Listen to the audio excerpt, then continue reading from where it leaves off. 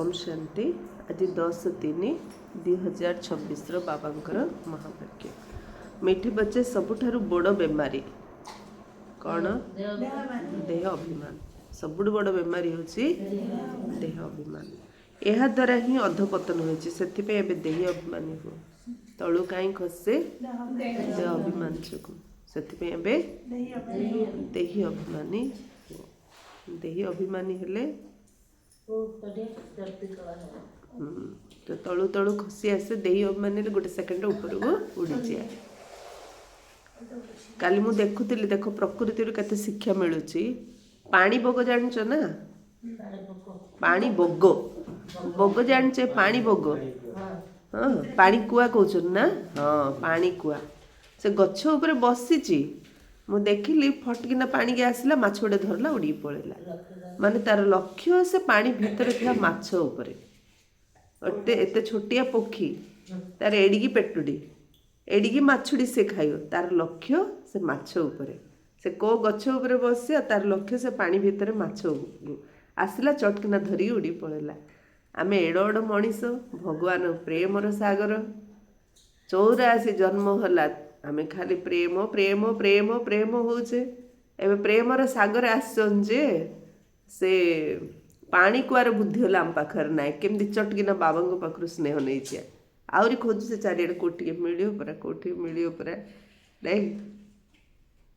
से पानी कुआर टिके जदि गुण उठेया फटकिना बाबा पाखर स्नेह नबा चलिया परम धाम। किए अच्छे एडी आमर किछि नहीं सबु जानुचे सबु बुझुचे मात्र माछ पानी गेला उड़ी याड साडे देखुचे नहीं कि बाबा आसछन्ति ना मु दबा पई आमे याड साडे देखुचे बाबा पाखर न नेगिरी दबा वाला छाड़ दोचे जी आमुडु नबाउ चाहुचे आमे ता पछरे पड़छे दे दे लीरी मिलियो उल्टा पाठ पड़छे ना नहीं।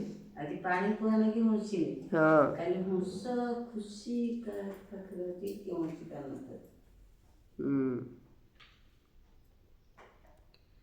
तो सेथिपई बाबा कौन कहले कौन करियार अछि?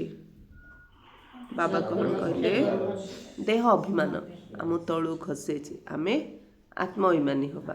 तार खाद्य उपर जिन नजर आम नजर यार अच्छी मत केमती आत्म अभिमानी हबार प्रश्न। तुम संतान मानकर कर्मातीत अवस्था केबे हेबो? आमर कर्मातीत अवस्था केबे हबो शांति भौणी? जेतल कर्म भोग उपरे विजय प्राप्त करियो से कर्म भोग उपरे विजय प्राप्त करिबो एवं पूरा पूरा देही अभिमानी हो। जोग बल द्वारा कर्म भोग उपरे विजय प्राप्त करियो। जोग बल द्वारा कर्म भोग उपरे विजय प्राप्त करियो। मामा को बाबा को नंबर 1 पुरुषार्थी थिले तथापि रोग हेइथिला शरीर को कष्ट पीड़ा हेइथिला। डॉक्टर जानुथिले आंको पेन होउची मात्र तांको चेहरा को देखिले कई मध्य जानु नथले जे आंको रोग हेइची कि आंको पेन होउची ना कोन। तो डॉक्टर मध्य कौन कहते मु एमदिया पेशेंट फास्ट टाइम देखुची मु जानी पड़ची तुम देहरे केते कष्ट होची जंत्रणा होची हेले मध्य तुम चेहरा रे एते हस नहीं कि एते खुशी। से बाबा कौन कहले जे तो बाबा मामा कौन उत्तर देते कष्ट क्या होची रोग क्या होची शरीर रोग आत्मा को रोग होची कि आत्मा को तो हो ना शरीर रोग होची ना। तो शरीर आमर कंट्रोल रे नाय किंतु मन मन आम कंट्रोल रे ना ना नहीं। से बाबा कौन कहते जोग बल द्वारा ही आम कर्म भोग पर विजय प्राप्त करे। रोग कौन डायरेक्ट आमर कर्म भोग तापई दरकार कि बल जोग बल आ पूरा पूरा देही अभिमानी। यही देह अभिमान रोग सबुठारु बड़ रोग। आम भावचे मत रोग हो एमती सेमती सबुठु बड़ रोग होची देह अभिमान रोग। यह द्वारा ही दुनिया पतित होइची। देही अभिमानी रे बहुत खुशी एवं निसार हम चाली चलन मध्य सुधुरी जीव चाली चलन मध्य सुधुरी जीव नहीं कि देह अभिमान रे इंजेक्शन देले केते बाधुची आत्माभिमान स्थिति रे इंजेक्शन देले बाधुची। तो बाबा कहले चाली चलन मध्य सुधुरी जीव। गीत अच्छी रात के राही थक मत जाना सुबह का मंजिल दूर नहीं। ଆଉ କେତେ ଦିନ ପୁରୁଷାର୍ଥ କରିବା ଅଛି ଆଉ କେତେ ଦିନ କରିବା ପାଇଁ ଆଉ ବେଶୀ ଦିନ ନାହିଁ। ଜାତିର ଅର୍ଥକୁ ତ ପିଲାମାନେ ଶୁଣିଲେ। ଏ କଥାକୁ ତ ତୁମ ବ୍ରହ୍ମା ମୁଖବଂଶାବଳୀ ବ୍ରାହ୍ମଣମାନଙ୍କ ବ୍ୟତୀତ ଅନ୍ୟ କେହି ବୁଝାଇ ପାରିବେନି। ଆମେ ସମସ୍ତେ କିଏ? ବ୍ରହ୍ମା ମୁଖବଂଶାବଳୀ ବ୍ରାହ୍ମଣ। ଫାଷ୍ଟ ତା ପୂର୍ବରୁ କ'ଣ କଲେ? ଆମେ ସବୁ କିଏ? ଯାତ୍ରୀ। ରାତ କେ ରାହି, ରାହି ମାନେ ଯାତ୍ରୀ। ଥକ ମତ ଜାନା। ତୁମେ ମାନେ ଯେଉଁ ଦେବୀ ଦେବତା ଥିଲ ତ ମନୁଷ୍ୟ, କିନ୍ତୁ ତୁମର ଚରିତ୍ର ବହୁତ ଭଲ ଥିଲେ ଆମେ ମନୁଷ୍ୟ, ଦେବତା ମଧ୍ୟ ମନୁଷ୍ୟ ନା, କିନ୍ତୁ ଆମ ଚରିତ୍ର ବହୁତ ଭଲ ଥିଲା। ବ୍ରହ୍ମା ବାବା ରମେଶ ଭାଇଙ୍କୁ ବୁଝଉଛନ୍ତି, କହୁଛନ୍ତି ଦେବୀମାନଙ୍କ ପ୍ରତି କାର ଦୃଷ୍ଟି ମଧ୍ୟ ଖରାପ ଯାଉନି। ଆଉ ସୀତା ଦେବୀଙ୍କୁ ରାବଣ କେମିତି ହରଣ କରି ନେଇଛି? ଜଗଦୀଶ ତୁ ବୁଝେଇବ ଏଇଟା। ଲାଠି ମାଡ଼ ମାରିଏ ମାତ୍ର ଏଇଟା ସମସ୍ତଙ୍କୁ ବୁଝେଇବୁ ତୁ। କୋ ଦେବୀ ପ୍ରତି କାହାର ଦୃଷ୍ଟି ଖରାପ ଯାଉଛି? ଯଦି ସୀତା ଦେବୀଙ୍କୁ ଉଠେଇକି ରାବଣ ନେଇଗଲା ବୋଲି ଦେଖାଉଛନ୍ତି। କେମିତି ସବୁ ଲେଖା ହେଇଛି। ବାବା କ'ଣ କଲେ? ଯେତେବେଳେ ଦେବତା ଥିଲ ତୁମ ଚରିତ୍ର ବହୁତ ଭଲ ଥିଲା। ତୁମେ ସର୍ବଗୁଣ ସମ୍ପୂର୍ଣ୍ଣ, ଷୋଳ କଳା ସମ୍ପୂର୍ଣ୍ଣ ଥିଲ। ତୁମମାନେ ବିଶ୍ୱର ମାଲିକ ଥିଲ। ତେବେ ହୀରା ତୁଲ୍ୟରୁ କଉଡ଼ି ତୁଲ୍ୟ କିପରି ହେଲ? ଏ କଥା କୌଣସି ମନୁଷ୍ୟ ଜାଣିନାହାନ୍ତି। ତୁମେମାନେ ମଧ୍ୟ ପୁରୁଷାର୍ଥର କ୍ରମ ଅନୁସାରେ ପରିବର୍ତ୍ତନ ହୋଇଛ। ଏବେ ତୁମମାନେ ଦେବତା ହୋଇନ, ପରିବର୍ତ୍ତନ ହୋଇଛ। ହଉଛ ନା ନାଇଁ? ପରିବର୍ତ୍ତନ ହଉଛ ନା? କେହି ଅଳ୍ପ ବଦଳିଛନ୍ତି, କାହାର 5 ଭାଗ, କାହାର 10 ଶତକଡ଼ା ଚରିତ୍ର ବଦଳି ଚାଲିଛି। କାହାର କେତେ ପରସେଣ୍ଟ ମାତ୍ର ବଦଳୁଛି, ଆମେ ନିଜେ ନିଜର ଫିଲ୍ କରୁଛୁ। ଦୁନିଆକୁ ଏକଥା ଜଣା ନାହିଁ ଯେ ଭାରତ ହିଁ ସ୍ୱର୍ଗ ଥିଲା। କହୁଛନ୍ତି ମଧ୍ୟ ଖ୍ରୀଷ୍ଟଙ୍କର 3000 ବର୍ଷ ପୂର୍ବେ ଭାରତରେ ଦେବୀ ଦେବତାମାନେ ଥିଲେ। ତାଙ୍କଠାରେ ଏପରି ଗୁଣ ଥିଲା ଯେ ସେମାନଙ୍କୁ ଭଗବାନ ଭଗବତ ବୋଲି କୁହାଯାଉଥିଲା। ଦେବତାମାନଙ୍କ ପାଖରେ ଏମିତି ଗୁଣ ଥିଲା ଯେ ଭଗବାନ ଭଗବତୀ ବୋଲି କୁହାଯାଉଥିଲା। ଏବେ ତ ସେ ଗୁଣ ନାହିଁ। ମନୁଷ୍ୟମାନେ ବୁଝିପାରୁନାହାନ୍ତି ଯେଉଁ ଭାରତ ଏତେ ସାହୁକାର ଥିଲା ତାର ପୁଣି ଅଧୋଗତି କିପରି ହେଲା। ଏହା ମଧ୍ୟ ବାବା ହିଁ ବସି ବୁଝାଉଛନ୍ତି। ତୁମେମାନେ ମଧ୍ୟ ଏକଥାକୁ ବୁଝେଇ ପାରିବ, କାରଣ ତୁମମାନଙ୍କର ଜୀବନ ପରିବର୍ତ୍ତନ ହୋଇଯାଇଛି। ଜ୍ଞାନ ଶୁଣିଲେ ଆମ ଜୀବନ ପରିବର୍ତ୍ତନ ହେଲା, ଆମେ ମଧ୍ୟ ଅନ୍ୟମାନଙ୍କୁ ବୁଝେଇ ପାରିବା। ବାବା କହୁଛନ୍ତି ପିଲାମାନେ, ତୁମମାନେ ଯେତେବେଳେ ଦେବୀ ଦେବତା ଥିଲ ସେତେବେଳେ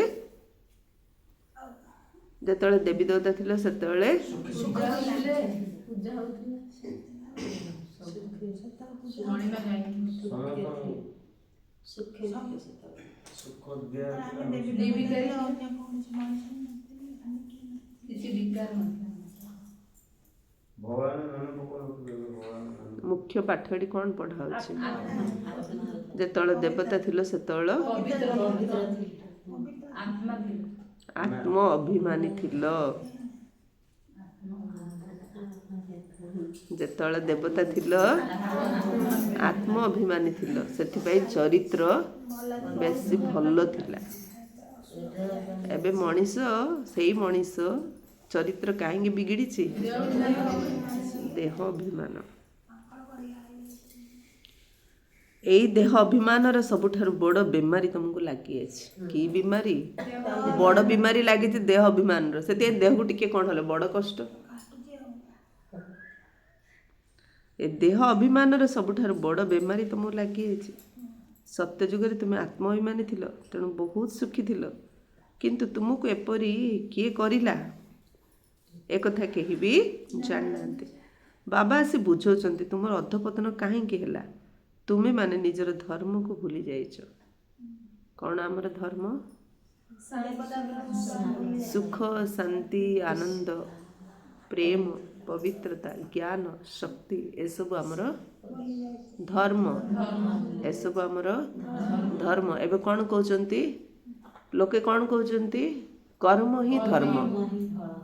ଏବେ କର୍ମ ହିଁ ଧର୍ମ ବୋଲି କହୁଛନ୍ତି। ଯଦି 2 ଜଣ କାର ଧରିକି ବାଇକ୍ ଧରି ଯାଉଥିବେ, ତାହେଲେ କ'ଣ ମୋର ଟାଇମ୍ ହେଇଗଲାଣି, କାମକୁ ଟାଇମ୍ ହେଲାଣି, ଇଏ ଛାଡ଼ୁନଥିବ ସିଏ ଛାଡ଼ୁନଥିବ, କର୍ମ ହିଁ ଧର୍ମ। ସେଟା ପଛରେ ଲୋକ ଲାଇନ୍ ଲାଗିଥିବେ। जदि कर्म बदल रे धर्म कौन जदि मन रही था जन आउ जन छाड़ दी था संगे संगे से रास्ता पूरा खाली था किंतु कर्म को प्रायोरिटी दबारु कर्म को मुख्य इम्पोर्टेंट दबारु मते टाइम है मते काम को जीवार अच्छे मु काउ छाड़ीनि फास्ट मु आगा जीवी तो से पूरा रेस हो किए जाऊना सब जा जाम हो ना नहीं बड़ बड़ सहर मानक ट्राफिक जाम केते एठू से जीवाई केते घंटा लगे गाड़ी गोटे गोटे खसला आड़ से तो कर्म ही धर्म कह लोक भीतर बेसी लड़े झगड़ा कर्म ही धर्म नहीं धर्म ही धर्म ना धर्म कौन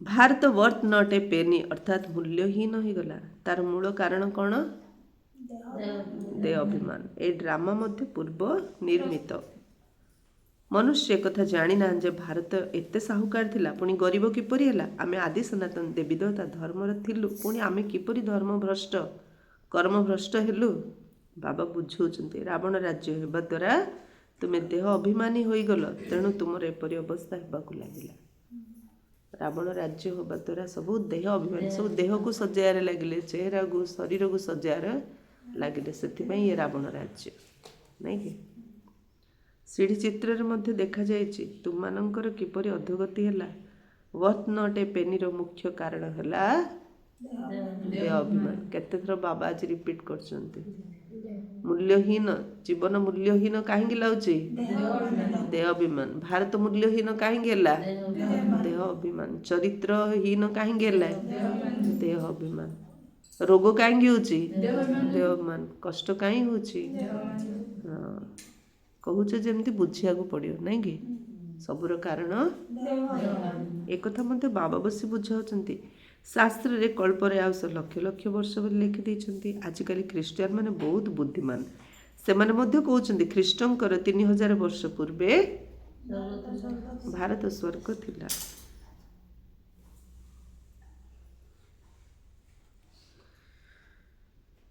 भारतवासी एक कथा बुझी पारु नाहंती जे प्राचीन भारत ही थिला जहाँ को स्वर्ग हेवन कह जाउतला आजिकल भारतर संपूर्ण इतिहास भूगोल को तो कई जान नाहंती किछि संतान मानक पाखरे किछि ज्ञान रहिछि तेणु देह अभिमान आसी अछि टिके ज्ञान थिले कोन आसी देह अभिमान आसी अछि भाबुचंती आम परि केई नाहंती बाबा बुझुचंती भारत रे परि दुर्दशा काहे केला गांधी बापू मध्य कहउतिले हे पतित पावन आसी राम राज्यर स्थापन कर एबे सेमती आउ कि गांधी गोटे गांधी गला पर सेमती गांधी आउ कि बाहरचंती ना सेति पे एबे सारा विश्वर बापूजी कौन कहउचंती राम राज्यर स्थापन करिया पे आसंती पतित मानंगु पावन करछन सेति गोटे ज्ञान कौन देले आत्माभिमानी हो साधु माने कौन भाबुचंती नारी आ पुरुष मिसिकी रही केबे पवित्र हेई पारिबे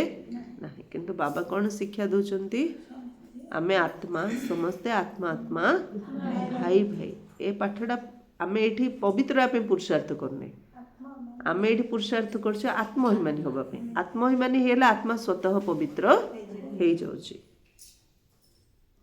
तेबे आत्मा को निश्चित भाबरे केबे ना केबे बाबांक ठार सुख मिलितिला सेथिपई पतित पावन को स्मरण करछन जन पवित्र रही पारने अर्थ से आत्मिक स्थिति रे रहुनी आत्मिक स्थिति रहिले पवित्र या किछि पुरुषार्थ करियार आवश्यक नहीं बाबा बुझाउचंती मोर पिला माने जे कि शूद्र रु परिवर्तन होई ब्राह्मण होइचंती सेमाने मध्य पूरा देही अभिमानी हेउ नाहंती जे पूरा शूद्र ब्राह्मण होइचंती सेमाने मध्य पूरा देही अभिमानी हो नाहंती किंतु बाबा कौन चाहते पिला माने देही अभिमानी हो ना कौन देही अभिमानी हेले ना ज्ञानटा बुझिबो घड़ी घड़ी देह अभिमान राशि होचंती घड़ी घड़ी देह अभिमान रे आसी जाउचंती ए होचे सबुठारु पुराना रोग जा द्वारा भारत रे अवस्था होइछि सबुठारु पुराना रोग होछि देह अभिमान तेबे देही अभिमानी हेबारे बहुत मेहनत रहिछि तुम माने जेते देही अभिमानी हबो सेते बाबा को स्मरण करतारे जोग लागुनी काई लागुनी देह अभिमान जोग लागुनी जेते शांति भूणी जोग केन लागियो देही अभिमानी हेले कौन रेणु भौणी देह देह देह देही माने आत्मा प्रमिला भौणी आत्मा देही अभिमान हेले ही जोग लागियो तेबे बाबा को स्मरण करि पारे पुणी असरंती खुशी मध्य रहिबा दरकार गायन करा जाए चिंता थिला पार ब्रह्म रहउतिया परमेश्वर से मिली गले तांको ठारो 21 जन्मर वर्षा संपत्ति मिलुचे बाकी कौन दरकार सारा सृष्टिर मालिक मिलिगले सारा सृष्टिर संपत्तिर आमु से आसी मालिक करछंती आ कौन दरकार दरकार आ किछि तुमे केवल देही अभिमानी बाबा को दरकार बाबा कहते सब तुमको दौ सारा दुनियार मनुष्य माने देह अभिमान रछंती जो भारत एते श्रेष्ठ थिला तार बे अधपतन हो जायछि वास्तव रे एहार इतिहास भूगोल कौन ताहा केही भी कहि परिबे नहीं ए कथा कौन शास्त्र नहीं सत्ययुग त्रेता युगर कहानी कौन शास्त्र अछि कि कौन सी शास्त्र नहीं काना शास्त्र केबेठु लेखा हला द्वापर युगर नहीं कि मते 15 वर्ष होला पर मो सहित जने सांग होबो मो सांग मोर 15 वर्षर कहानी कहि परियो कि ए कथा कौन शास्त्र नहीं देवता माने आत्महिमानी थिले जानी थिले जे गोटिए देह को छाड़ी आउ गोटिए नेबा को हेबो से माने परमात्मा अभिमानी नथिले को माने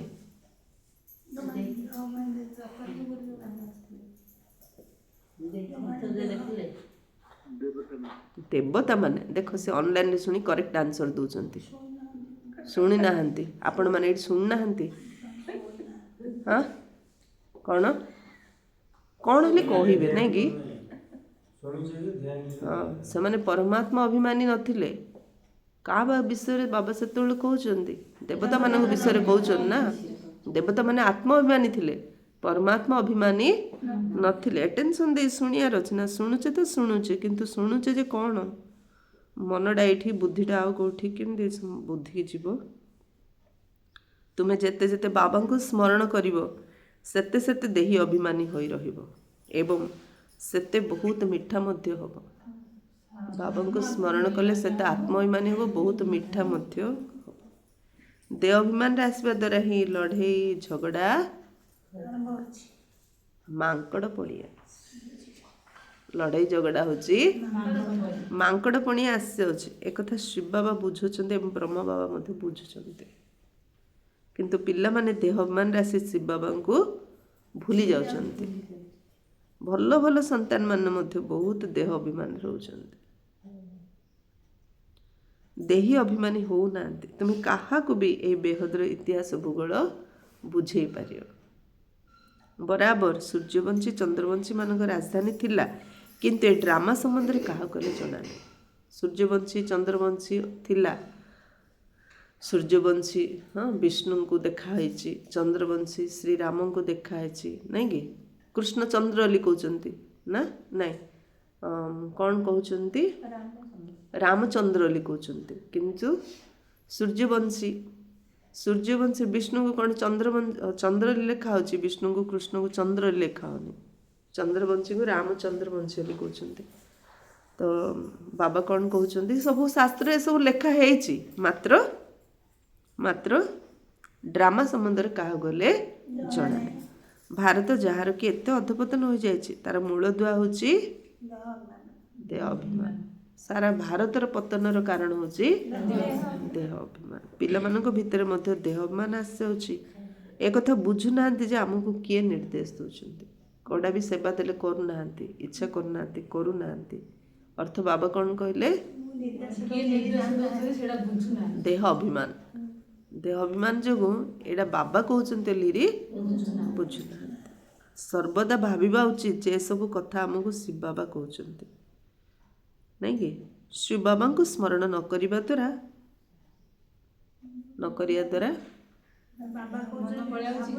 शिव बाबा को स्मरण न करिया द्वारा गोटे पॉइंट देह अभिमान रे आसी अछंती गोटे पॉइंट बारंबार रिपीट करछन बाबा देह अभिमान रे आसी अछंती सारा दुनिया देह अभिमानी हो जाए तेणु बाबा को निजक आत्मा निश्चय करी मते मने पकाओ आत्मा ए देह द्वारा शुणुची एठार अभिनय करुची मो आत्मा कान द्वारा शुणुची ଏଠି ଅଭିନୟ କରୁଛି ନାଇଁ କି କିଏ କୋଉ ପ୍ରକାର ଅଭିନୟ କରୁଛନ୍ତି ନା ଏବେ ଏବେ ସମସ୍ତ ମୁହଁ ଗୋଟେ ପ୍ରକାର କି ଚେହେରା ଗୋଟେ ପ୍ରକାର କି କାହାର କୋଉ ପ୍ରକାର ଅଭିନୟ ଚାଲିଛି ନା ନାଇଁ ଏବେ ହଁ ଆଖିର ଅଭିନୟ ଅଲଗା ଅଲଗା ନାଇଁ କି ମୁଣ୍ଡର ଅଭିନୟ ଅଲଗା ଅଲଗା କାନର ଅଭିନୟ ଅଲଗା ଅଲଗା ପାଟିର ଅଭିନୟ ଅଲଗା ଅଲଗା ଚାଲିଛି ନା ନାଇଁ ହେଲେ ଯୋଉ ଆତ୍ମା ମାଲିକ ହେଇରି ନିୟନ୍ତ୍ରଣ କରୁଛି ତାର କର୍ମେନ୍ଦ୍ରିୟ ଠିକ ଠିକ ତାର ଚାଲିବ ନଥିଲେ ସବୁ ଗଡ଼ବଡ଼ ଘୋଟାଲା କରି ବସୁଛନ୍ତି ନାଇଁ କି ବାବା କେତେ ଭଲ ଭାବରେ ବୁଝଉଛନ୍ତି ବାବା କେତେ ଭଲ ଭାବରେ ବୁଝଉଛନ୍ତି ଯଦିଓ ଭାଷଣ ବହୁତ ଭଲ କରିପାରୁଛନ୍ତି କିନ୍ତୁ ଚଳଣି ମଧ୍ୟ ଭଲ ହେବା ଦରକାର ନା ଦେହ ଅଭିମାନ ଥିବା କାରଣରୁ ଫେଲ୍ ହୋଇଯାଉଛନ୍ତି ସେଇ ଖୁସି ଅଥବା ନିଶା ରହୁ ତାଙ୍କ ଦ୍ୱାରା ବଡ଼ ବିକର୍ମ ହେବା କାରଣରୁ ବହୁତ ବଡ଼ ଦଣ୍ଡର ଭାଗିଦାର ମଧ୍ୟ ହୋଇଯାଆନ୍ତି ଯେତେ ବଡ଼ ଭୁଲ କରିବ ସେତେ ବଡ଼ ଦଣ୍ଡ ଖାଇବ ଦେହ ଅଭିମାନୀ ହେବା ଦ୍ୱାରା ବହୁତ ଲାଭ ହୋଇଥାଏ ନାଇଁ କ୍ଷତି ହେଉଛି ଦେହ ଅଭିମାନ ରହିଲେ ବହୁତ କ୍ଷତି ହୋଇଥାଏ ବହୁତ ଦଣ୍ଡ ଭୋଗିବାକୁ ପଡ଼ିଥାଏ ଯେତେ ଦେହ ଅଭିମାନ ରହିବ ସେତେ ବହୁତ ଦଣ୍ଡ ଆଜିକାଲି ଦେହକୁ ସଜାଇବାରେ ଲାଗିଛନ୍ତି ଅଠଟା ସୁନ୍ଦର କରିବା ପାଇଁ ଅଠରେ ଗୋଟେ ଇଞ୍ଜେକ୍ସନ୍ ଗାଲକୁ ଭଲ ସୁନ୍ଦର ଦେଖିବା ପାଇଁ ଗାଲରେ ଗୋଟେ ଇଞ୍ଜେକ୍ସନ୍ ଦେହର ପ୍ରତ୍ୟେକ ଅଙ୍ଗ ପ୍ରତ୍ୟଙ୍ଗକୁ ଯେମିତି ସଜାଡ଼ିବାକୁ ଚାହୁଁଛ ସବୁ ଜାଗାରେ ଗୋଟେ ଗୋଟେ ଇଞ୍ଜେକ୍ସନ୍ ଦ୍ୱାରା ଦେହଟା ବଡ଼ ସୁନ୍ଦର ସଜାଉଛନ୍ତି ଇଞ୍ଜେକ୍ସନ୍ ଦେଇକିରି ହେଲେ ଔଷଧ ଗୋଟେ ଟ୍ୟାବଲେଟ୍ ଖାଇଲେ କେତେ ରିଆକ୍ସନ୍ ହେଉଛି ଆମେ ଜାଣୁଛେ ଆଉ ଶରୀରଟାକୁ ସୁନ୍ଦର କରିବା ପାଇଁ କେତେ ମେଡ଼ିସିନ୍ କେତେ ଇଞ୍ଜେକ୍ସନ୍ ନେଉଛନ୍ତି ଯେତେବେଳେ ବାବାଙ୍କ ପାଖକୁ ଆସୁଛନ୍ତି ତମେ ଦେହ ନୁହଁ ତମେ ଆତ୍ମା କୋଟି କୋଟି ଟଙ୍କା ସାରିଥିଲି ଏ ଦେହଟାକୁ ସୁନ୍ଦର କରିବା ପାଇଁ ଦେଖିଲା ବେଳୁ ମୁଁ ଦେହ ନାହିଁ ମୁଁ ଆତ୍ମା ତ ପରିବର୍ତ୍ତନ ଆସୁଛି ନା ନାଇଁ ବହୁତ ଦଣ୍ଡ ଭୋଗିବାକୁ ପଡ଼ିଥାଏ ବାବା କହୁଛନ୍ତି ଏହା ଗଡଲି ୱାର୍ଲଡ ଗଭର୍ଣ୍ଣମେଣ୍ଟ ଅଟେ ନା ଇଏ ହେଉଛି ଗଡଲି ୱାର୍ଲଡ ଗଭର୍ଣ୍ଣମେଣ୍ଟ ମାନେ ସରକାର ବିରୁଦ୍ଧରେ ଯେ କାମ କରିବ ସେ ତ ଦଣ୍ଡ ଖାଇବ ନା ନାଇଁ ଏ ସରକାର କ'ଣ କହୁଛନ୍ତି ଆତ୍ମ ଅଭିମାନୀ ହୁଅ ଦେହ ଅଭିମାନ ଛାଡ଼ କିନ୍ତୁ ସରକାରଙ୍କ କଥା ଶୁଣିଲେନି କ'ଣ କଲେ ଦେହ ଅଭିମାନରେ ଆସିଲେ ଏବେ ଖାଅ ଦଣ୍ଡ ଭଗବାନଙ୍କ ଗଭର୍ଣ୍ଣମେଣ୍ଟର ରାଇଟ୍ ହ୍ୟାଣ୍ଡ ହେଉଛନ୍ତି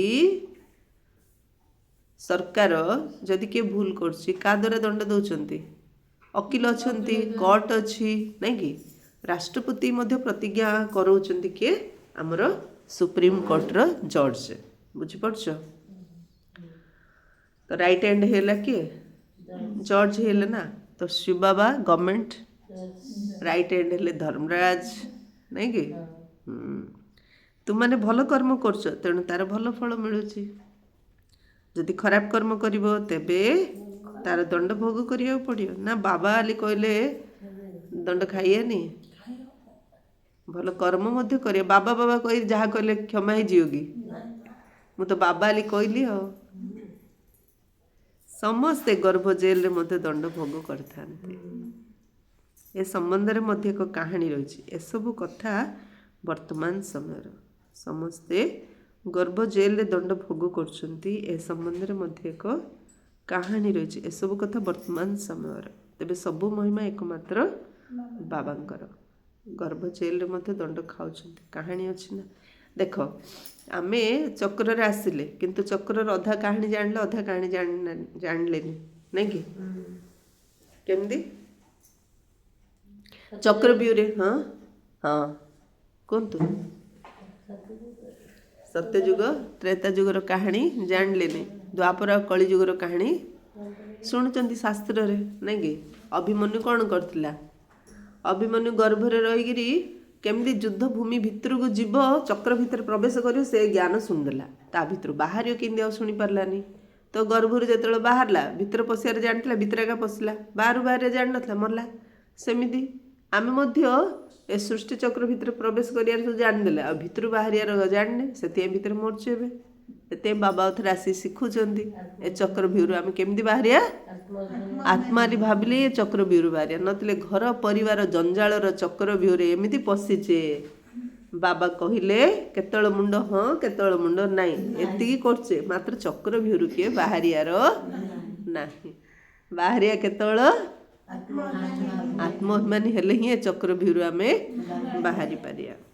ତେବେ ସବୁ ମହିମା ଏକମାତ୍ର ବାବାଙ୍କର, ଅନ୍ୟ କାହାରି ମହିମା ନାହିଁ। ସେଥିପାଇଁ ଲେଖାଯାଇଛି ତ୍ରିମୂର୍ତ୍ତି ଶିବ ଜୟନ୍ତୀ ହେଉଛି ହୀରାତୁଲ୍ୟ ଜୟନ୍ତୀ, ବାକି ସବୁ କଉଡ଼ି ତୁଲ୍ୟ। କାରଣ ଶିବ ବାବାଙ୍କ ବ୍ୟତୀତ କେହି ପାବନ କରିପାରିବେ ନାହିଁ। ଆତ୍ମା ପାବନ ହେଉଛି, ପୁଣି ରାବଣ ପତିତ କରିଦେଉଛି। ସେଥିପାଇଁ ଯେଉଁଥିପାଇଁ ସମସ୍ତେ ଦେହ ଅଭିମାନୀ ହୋଇଯାଇଛନ୍ତି। ଏବେ ତୁମେ ଦେହୀ ଅଭିମାନୀ ହେଉଛ। ଏହି ଦେହୀ ଅଭିମାନୀ ଅବସ୍ଥା 21 ଜନ୍ମ ପର୍ଯ୍ୟନ୍ତ ରହୁଛି। ତେଣୁ ଜଣଙ୍କର ହିଁ ସମର୍ପଣର ଗାୟନ ରହିଛି। ଶିବ ବାବା ଭାରତକୁ ସ୍ୱର୍ଗ କରୁଛନ୍ତି, ଏକଥା କାହାକୁ ଜଣା ନାହିଁ ଯେ ଶିବ ବାବା କେବେ ଆସିଲେ। ତାଙ୍କର ଇତିହାସ ତ ପ୍ରଥମେ ଆବଶ୍ୟକ। ପରମ ପିତା ପରମାତ୍ମାଙ୍କୁ ହିଁ ଶିବ କୁହାଯାଉଛି। ତୁମେ ଜାଣିଛ ଦେହ ଅଭିମାନ ଯୋଗୁଁ ହିଁ ସମସ୍ତଙ୍କର ଅଧପତନ ହୋଇଛି। ତେବେ ଯାଇ ଉତ୍ଥାନ କରିବା ପାଇଁ ବାବା ଆସିବେ। ଉତ୍ଥାନ ଏବଂ ପତନ, ଦିନ ଏବଂ ରାତି, ଜ୍ଞାନ ସୂର୍ଯ୍ୟଙ୍କର ଉଦୟ ହେଲା, ଅଜ୍ଞାନ ଅନ୍ଧକାର ବିନାଶ। ସବୁଠାରୁ ଅଧିକ ଅଜ୍ଞାନ ହେଉଛି ଏହି ଦେହ ଅଭିମାନ। ଅଜ୍ଞାନ ଅନ୍ଧକାର ବାବା ଜାଗ୍ରତ କରୁଛନ୍ତି। ସବୁଠୁ ବଡ଼ ଅଜ୍ଞାନ ଅନ୍ଧକାର ହେଉଛି ଦେହ ଅଭିମାନ। ଆତ୍ମା ବିଷୟରେ ତ କାହାକୁ ହେଲେ ଜଣା ନାହିଁ। ଆତ୍ମା ସ୍ୱ ପରମାତ୍ମା ବୋଲି କହିଦେଉଛନ୍ତି। ସେଥିପାଇଁ କେତେ ପାପ ଆତ୍ମା ହୋଇଯାଇଛନ୍ତି।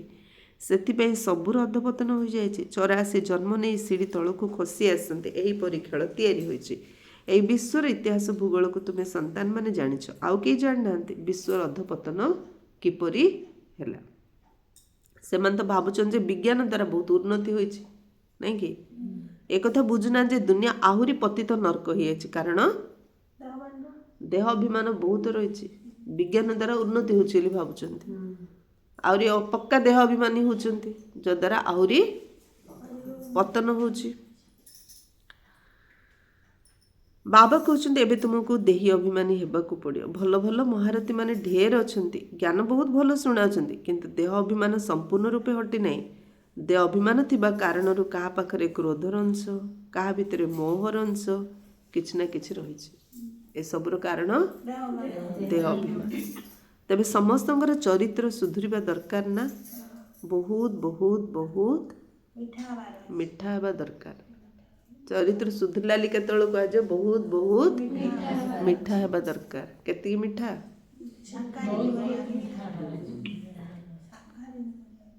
ସେଥିପାଇଁ ଉଦାହରଣ ଦିଆଯାଉଛି। କ'ଣ ଦିଆଯାଉଛି ଉଦାହରଣ? ସମସ୍ତେ କେତେ ମିଠା ଥିଲେ, ସେମାନଙ୍କ ସମ୍ପର୍କ କେତେ ଭଲ ଥିଲା। ଆପେ ଉଦାହରଣ କ'ଣ ଦିଆଯାଉଛି? ସତ୍ୟ ଯୁଗରେ ବାଘ ଛେଳି ଗୋଟେ ଘାଟରେ ପାଣି ପିଉଥିଲେ। ଇଏ ହେଉଛି ତାର ଜ୍ୱଳନ୍ତ ଉଦାହରଣ। ଦୁଃଖଦାୟୀ ଜୀବଜନ୍ତୁ ସେଠାରେ ରହିବେ ନାହିଁ। ଏହିସବୁ କଥା ମଧ୍ୟ ମୁସ୍କିଲରେ କେହି କେହି କ୍ରମ ଅନୁସାରେ ବୁଝୁଛନ୍ତି। ବାଘ ଛେଳି ପାଣି ପିଉଥିଲେ, ଏକଥା ମଧ୍ୟ ସମସ୍ତେ ବୁଝୁନାହାନ୍ତି। କର୍ମଭୋଗ ସମାପ୍ତ ହୋଇଯାଉ, କର୍ମାତୀତ ଅବସ୍ଥା ହୋଇଯାଉ, ଏହା ମୁସ୍କିଲ ରହୁଛି। ବହୁତ ଦେହମାନ ରାଶି ହେଉଛନ୍ତି, ଜଣାପଡ଼ୁନି ଆମକୁ ଏ ମତ କିଏ ଦଉଛନ୍ତି। ଶ୍ରୀମତ ଶ୍ରୀକୃଷ୍ଣଙ୍କ ଦ୍ୱାରା କିପରି ମିଳିବ? ଶ୍ରୀ ବାବା କହୁଛନ୍ତି ମୁଁ ଏହାଙ୍କ ବିନା କିପରି ଶ୍ରୀମତ ଦେବି? ଇଏ ମୋର ସ୍ଥାୟୀ ରଥ ଅଟନ୍ତି। ତେଣୁ ଦେହ ଅଭିମାନରେ ଆସି ଓଲଟା ସିଧା କର୍ମ କରି ଅଯଥାରେ ନିଜର ବର୍ବାଦୀ କରନି। ଭଗବାନଙ୍କ ଦେହରେ ଆସୁଛି ସାଧାରଣ ବୋଲି ଭାବିକି ଓଲଟା ସିଧା କର୍ମ କରିକି ନିଜର ବର୍ବାଦୀ କରନି, ନଚେତ୍ ଫଳାଫଳ କ'ଣ ହେବ? କ'ଣ ହେବ ଫଳାଫଳ? ଦେହ ଅଭିମାନ ରାଶିରେ ଉଲ୍ଟା ସୁଲ୍ଟା କର୍ମ ଯଦି କରିବା, ତାର ଫଳାଫଳ କ'ଣ? ଫାଇନାଲ ରେଜଲ୍ଟ କ'ଣ ଆମର? ଆମେ ପୁରୁଷାର୍ଥ କ'ଣ ପାଇଁ କରୁଛନ୍ତି? ଆମେ ଉଚ୍ଚ ପଦ ପାଇବା ପାଇଁ ପୁରୁଷାର୍ଥ କରୁଛନ୍ତି। ଯଦି ଉଲ୍ଟା ସୁଲ୍ଟା କର୍ମ କରିବା, ଉଚ୍ଚ ପଦ ପାଇବା, ତ ରିଜଲ୍ଟ କ'ଣ ଆସିବ? କମ୍ ପଦ ପାଇବ। ପାଠୁଆଙ୍କ ଆଗରେ ଅପାଠୁଆ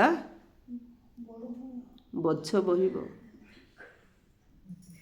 ବହୁତ କହୁଛନ୍ତି ଭାରତର ଇତିହାସ ଭୂଗୋଳ ଯାହାକି ସମ୍ପୂର୍ଣ୍ଣ ଭାବେ ରହିବା ଦରକାର, ତାହା ନାହିଁ। ତେଣୁ ତାଙ୍କୁ ବୁଝେଇବାକୁ ପଡ଼େ। ଏକଥା ତୁମମାନଙ୍କ ବ୍ୟତୀତ କେହି ବୁଝେଇ ପାରିବେନି, କିନ୍ତୁ ସେଥିପାଇଁ ଦେହୀ ଅଭିମାନୀ ସ୍ଥିତି ଆବଶ୍ୟକ। ଅନ୍ୟମାନଙ୍କୁ ବୁଝେଇବା ପାଇଁ ଦେହୀ ଅଭିମାନୀ ସ୍ଥିତି ଆବଶ୍ୟକ। ଦାଦି ଦିଦିମାନେ ତ ବେଶୀ ପାଠ ପଢ଼ୁନଥିଲେ, କିନ୍ତୁ ସମସ୍ତଙ୍କୁ ବୁଝେଇ ଦେଉଥିଲେ। କ'ଣ ପାଇଁ? ସେମାନଙ୍କୁ ଆତ୍ମିକ ଦୃଷ୍ଟିରେ ଦେଖୁଥିଲେ ବୋଲି ବୁଝେଇ ଦେଉଥିଲେ। ସେ ଏତେ ବଡ଼ ଲୋକ, ମୁଁ ତାଙ୍କୁ କେମିତି ଜ୍ଞାନ ଶୁଣେଇବି? କିନ୍ତୁ ଭାବନା ଆସୁଛି, ତା ଅର୍ଥ ଦେହ ଅଭିମାନରେ ରହିଲେ କାହାକୁ ଆମେ ବଡ଼ ଲୋକମାନଙ୍କୁ ବୁଝେଇ ପାରିବାନି। आत्मा बोली भाविले आम समस्त ज्ञान शुणई पारे से देही अभिमानी स्थिति आवश्यक एवं से ही माने ही उच्च पद पाइपारे बेसी सेवा कले उच्च पद पाइजी बोली भावुचे उच्च पद को मैंने पाइए जो मैंने देही अभिमानी रहिबे एहांक ऊपर तो बहुत दायित्व रही एबे तो कहार कर्मातीत अवस्था होइनी केते चिंता करछंती ब्रह्मांग ऊपर बहुत दायित्व रही बाबा को बहुत चिंता रही पिला मानकर जदियो जानुछन जे सब ड्रामा अनुसार होची तथापि भी बुझाइबा पई जुक्ति तो रचना करिया पड़ियो ना सेथे बाबा कहछन तुमे अधिक देही अभिमानी हेई पारियो मते तो पिलाणर चिंता रोची मु सेमान पई मते सब करिया पड़छि मात्र तुम ऊपर तो एते दायित्व नहीं से तुम माने देही अभिमानी हेकी रही पारिबो तुम ऊपर कौन सी बोझ नहीं बाबा ऊपर तो बहुत बोझ रही मुख्यतः प्रजापिता ब्रह्मा अटंती ना किंतु एक क्या जना नहीं जे यहाँ शरीर शिव बाबा अच्छा किंतु तुम भितर मध्य कई मुस्किल रे ए निश्चय रे रहउचंती तेणु ए विश्वर इतिहास भूगोल जानिबा दरकार ना भारत रे केबे स्वर्ग थिला पुणी केउ आडे गला किपरि पतन होला ए कथा काहाकु हेले जना नहीं तुम माने जे पर्यंत न बुझेच से पर्यंत कहीं हेले बुझी पारिबे नहीं सेथिपे बाबा निर्देश दौरान लेखा पढ़ा करी स्कूल मानकरे विश्वर इतिहास भूगोल बुझाइबा दरकार एबे चलची नहीं कि लेखा पढ़ा करी हाँ परस्पर भितरे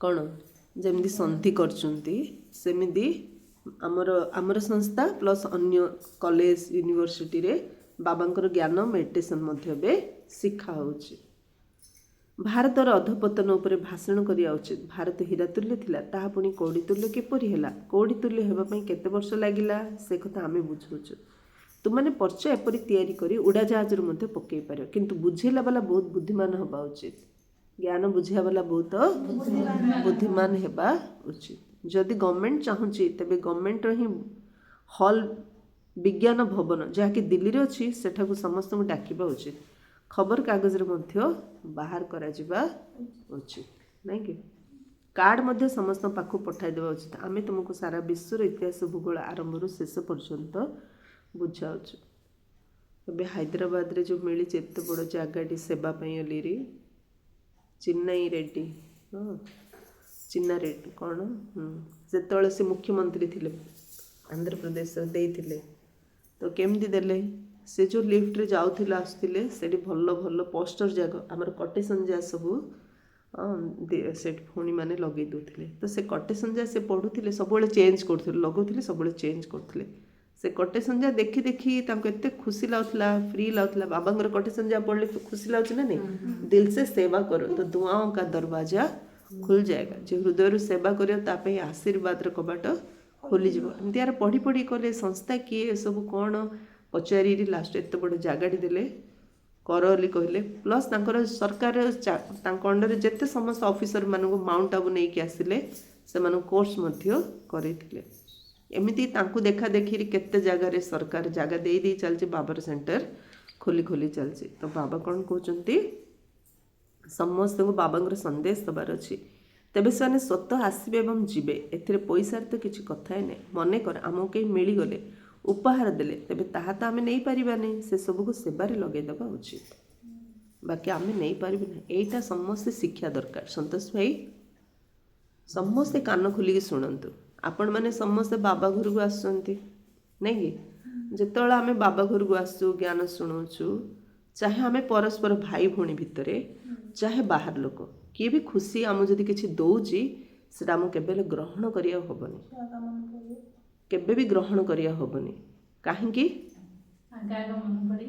काहींकी आमे संपर्क रे आसिले कौन पाई बाबांकर सेवा लक्ष्य रे आसिले एबे परस्पर जेतेबेले दिया निया करछे हमर आत्माभिमानी स्थिति रहिबो कि मु देखुथिली गोटे पिक्चर टी जे जगदीश बाबा समस्त गिफ्ट दौचंती समस्त ड्रेस दौचंती काहा कोन दौचंती जेतेबेले जगदीश भाई को बाबा ड्रेस देले पैंट शर्ट देले जगदीश भाई कहले बाबा मोर पापा एबे सर छाड़ देइचंती मो बापांको सर बाबांकर ड्रेस मते पूरा फिट होची मु काहेकि यज्ञ रु खर्च करेबी तो सेतेबेले ब्रह्मा बाबा कहिथिले जे देख जदि तुम बापांकर ड्रेस पिंधे तुम बापा ही तुम मन पड़िया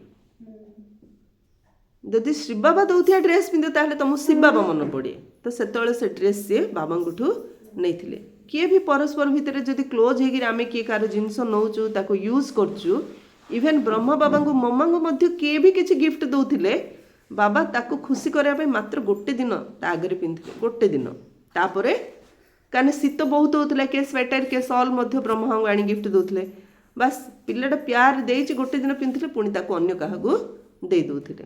ଲୌକିକର ମଧ୍ୟ ଆମେ ଘରୁ ଛାଡ଼ିକି ଏଇଠି ଆସିଛୁ, ଆମକୁ ମଧ୍ୟ ଏଇଟା ହିଁ ଡାଇରେକ୍ସନ୍ ମିଳୁଛି, ଘରୁ ଦେଇଥିବା ଜିନିଷ କେବେ ବ୍ୟବହାର କରନି। ଯାହା ଘରୁ ଆଣିବ ସେସବୁ ଆଶ୍ରମରେ ଦିଅ, ଆଶ୍ରମର ଯେଉଁଟା ମିଳିବ ସେଇଟା ହିଁ ବ୍ୟବହାର କର।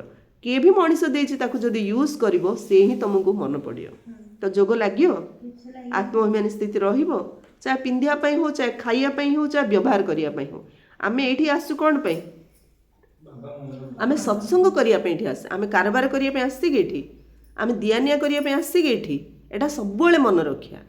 ଏଠିକି ଆମେ ଆସିଛେ ପରମାତ୍ମାଙ୍କୁ ଧ୍ୟାନ କରିବା ପାଇଁ। ଗୋଟିଏ ଲକ୍ଷ୍ୟ ଯଦି ନେଇକି ଆସିବା ଆଉ ସେ ଗୋଟିଏ ଲକ୍ଷ୍ୟରେ ଯଦି ପୁରୁଷାର୍ଥ କରିବା ତାହେଲେ ଆତ୍ମାର ଜନ୍ମ ଜନ୍ମର ପାପ ବିକର୍ମ ବିନାଶ ହେବ। ଅର୍ଥାତ୍ ଏଇଠିକି ଆସି ମଧ୍ୟ ଆମେ ନୂଆ କର୍ମର ହିସାବ କିତାବ ସବୁ ଆରମ୍ଭ କରୁଛେ।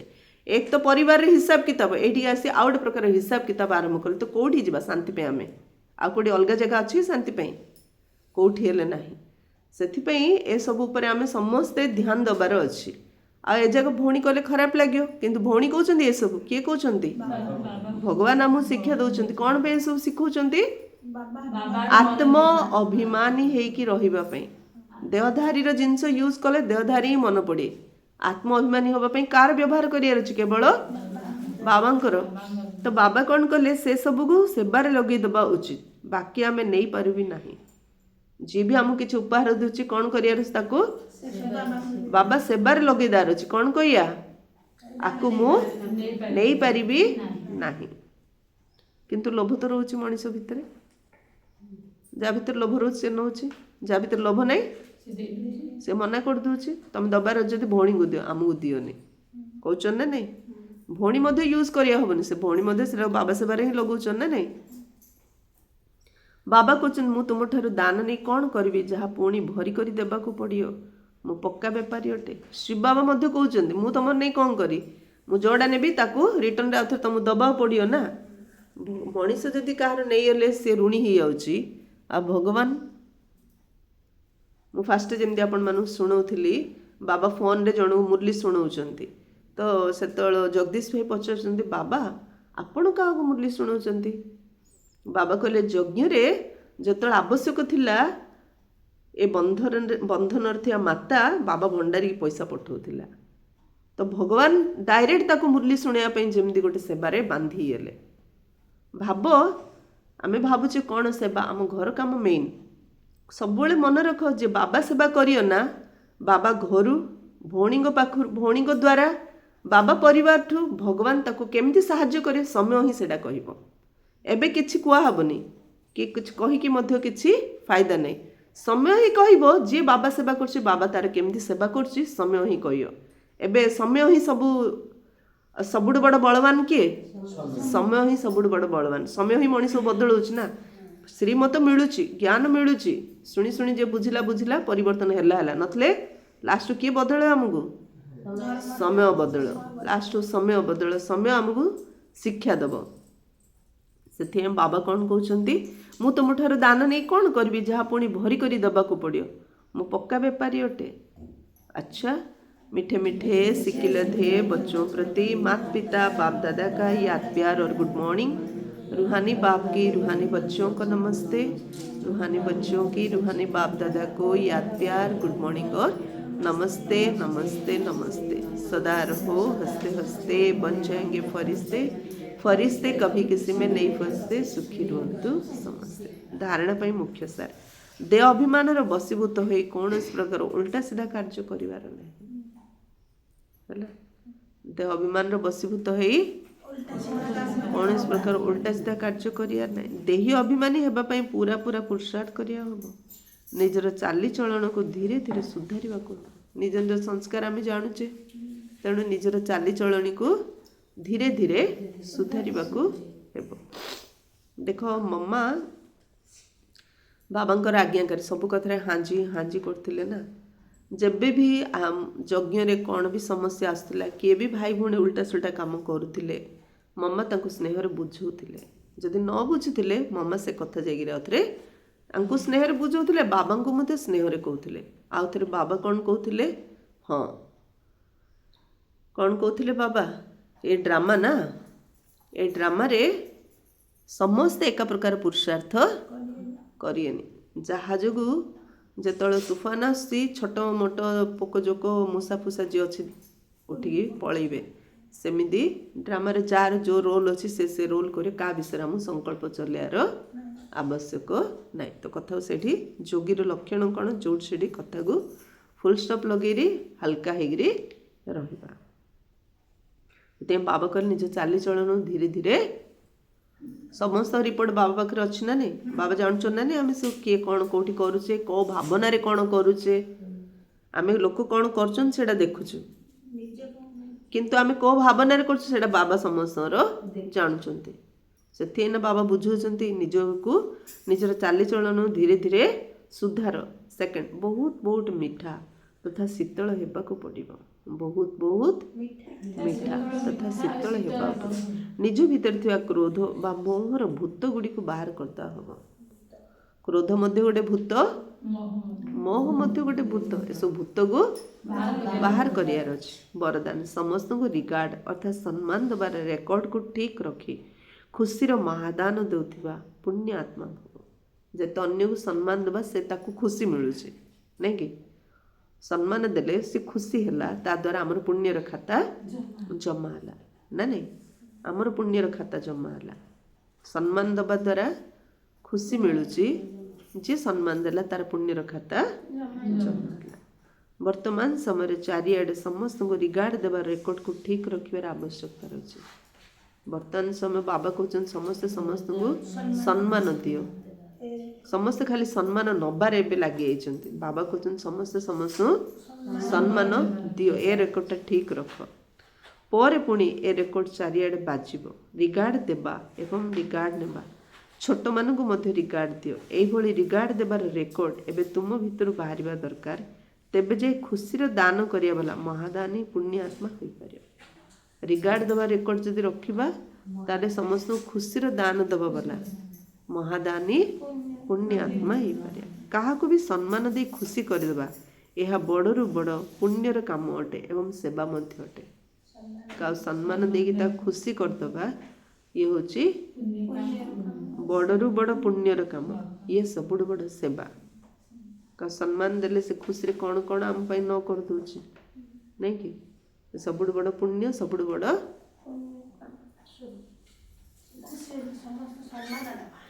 କ'ଣ ଏଇଟା, କ'ଣ ଏଇଟା?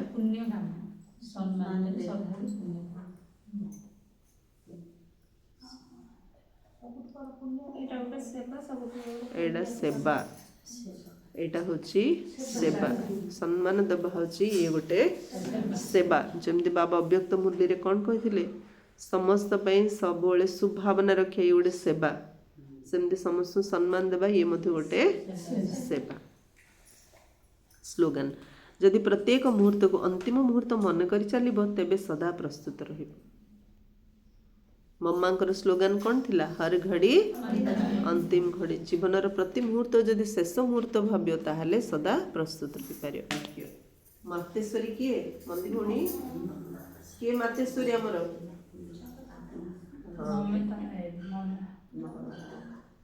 କିଏ ମାତେଶ୍ୱରୀ? ମମ୍ମାଙ୍କୁ ମାତେଶ୍ୱରୀ ବୋଲି କୁହାଯାଉଛି ନା ଯଜ୍ଞରେ। ତମ ଗୁଣି ମାୟାର ବିସ୍ତାର, ହେଡିଂ ଲାଇନ୍ ହେଉଛି ତମ ଗୁଣି ମାୟାର ବି ବିସ୍ତାର ଚାଲିଛି। ସତଗୁଣୀ, ରଜଗୁଣୀ ଏବଂ ତମଗୁଣୀ, ଏ ତିନୋଟି ଶବ୍ଦ ସମସ୍ତେ କହୁଛନ୍ତି, କିନ୍ତୁ ଏହାର ଯଥାର୍ଥ ଅର୍ଥକୁ ବୁଝିବା ବହୁତ ଜରୁରୀ।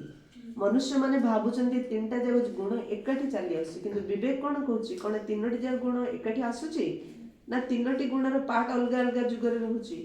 ବିବେକ ତ ଏପରି କହୁଛି କି ତିନୋଟି ଯାକ ଗୁଣ ଏକା ସମୟରେ ନଥାଏ। ସତ୍ୟ ଯୁଗରେ ମନୁଷ୍ୟମାନଙ୍କ ଭିତରେ ସବୁବେଳେ ସତ ଗୁଣ ନଥାଏ।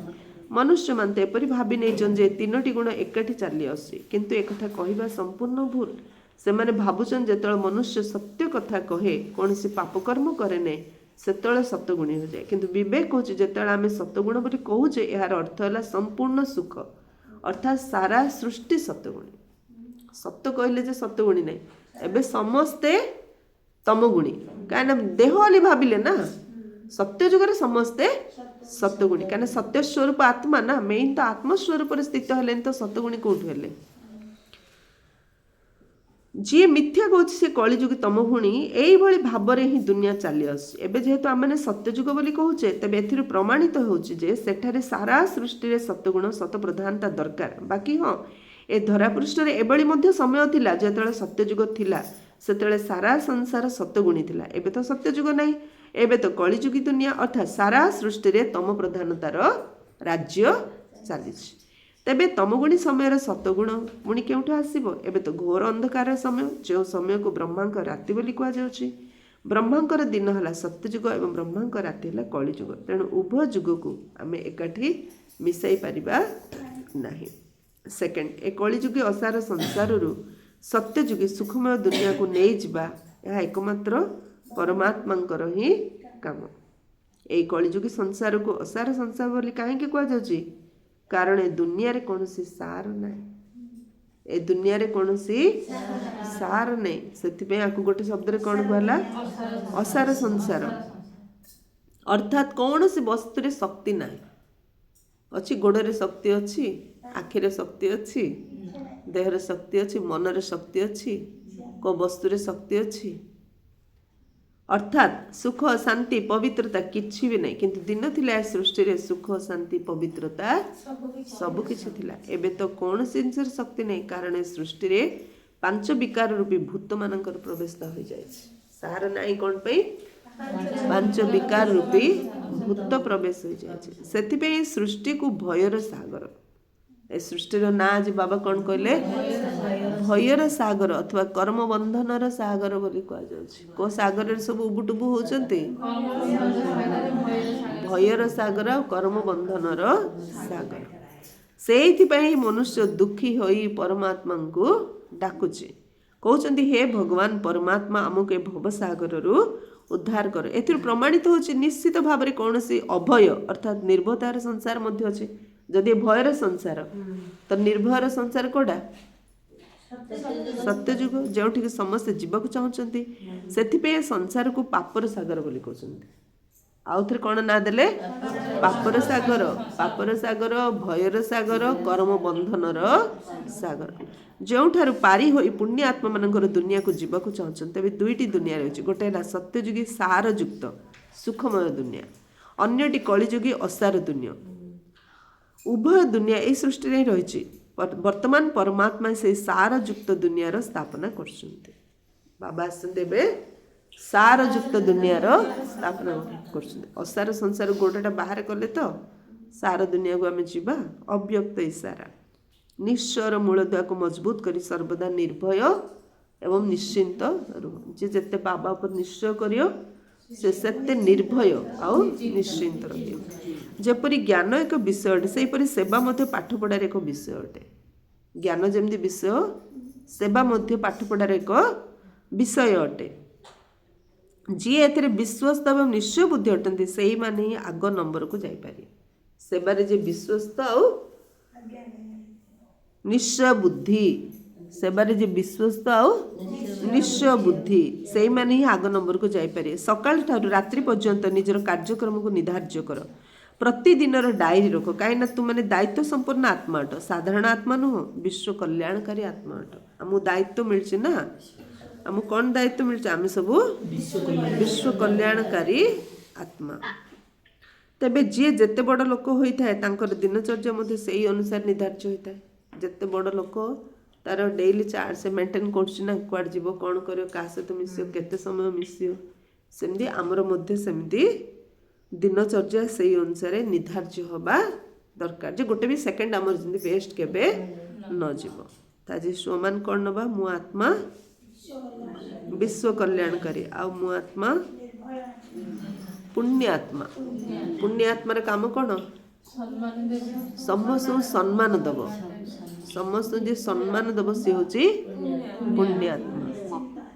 ନିଶ୍ଚିନ୍ତ ଆତ୍ମା ସେଇଟା ଡେଇଲି ଆସ ଅବ୍ୟକ୍ତ ଇସାରା ବିଶ୍ୱସ୍ତ ଆତ୍ମା ହଁ ଏ ପ୍ରକାର ସୋମାନ ସବୁ ବାହାର କର ଚିନ୍ତନ କର ମୁଁ ଆତ୍ମା ଯାତ୍ରୀ ବାବା କହିଲେ ନା ଓମ୍ ଶାନ୍ତି